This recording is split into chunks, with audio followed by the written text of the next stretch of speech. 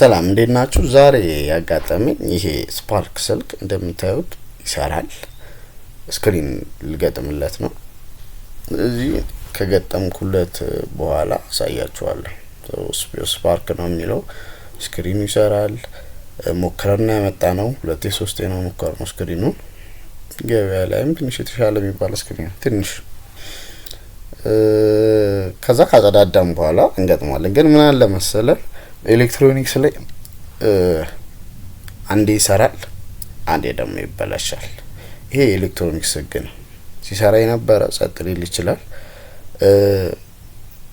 የማይሰራ የተባለው ደግሞ የሆነ ታይም እና ጊዜ ላይ ሊሰራ ይችላል። ሁሉም የራሳቸው ምክንያት አላቸው።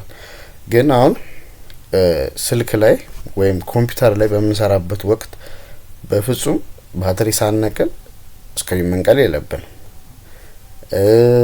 ባትሪ ሳንነቅል ደግሞ እንደዛው ደግሞ በዛው ተቃራኒ ስክሪን መሰካት የለብንም። ባትሪውን ቼክ አድርጌዋለሁ 3.77 አለው።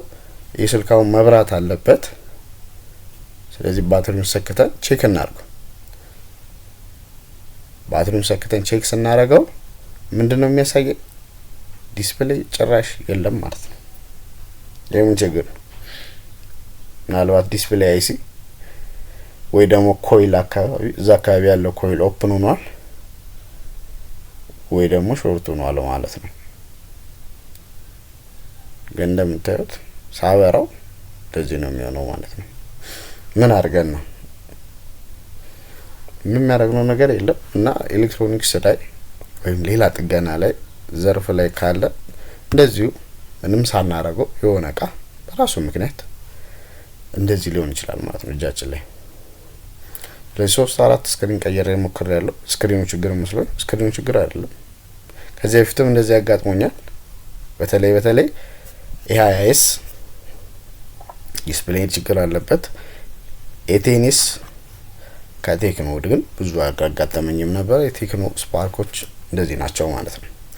ስለዚህ አሁን ይሄ ዲስፕሌይ ሲ ምናምን ነው ዲስአሴምብል ማድረግ ይፈልጋል። እቺኛው ፓርት ዲስአሴምብል ለማድረግ የከስተመሩን ዩኒታ ጠይቀን ዲስአሴምብል አድርገን አይሲዋን ፈልገን ቀይረን ደግሞ እናያለን ማለት ነው። ስለዚህ ኤሌክትሮኒክስ ላይ ምን ማድረግ አለባችሁ ማለት ነው። በተለይ ከስክሪን የተገናኘ የማሽንም ስክሪን የምንም ስክሪን ቢሆን መጀመሪያ ፓወር አቋርጠን ነው ስክሪን መንቀልም መሰካትም ያለብን ማለት ነው። ስለዚህ በተለምዶ እኛ ዝም ብለን የምንነቅለው ከሆነ እዚህ አይነት ችግር ላይ ያመጣ ይችላል ብዙ ጊዜ ማለት ነው።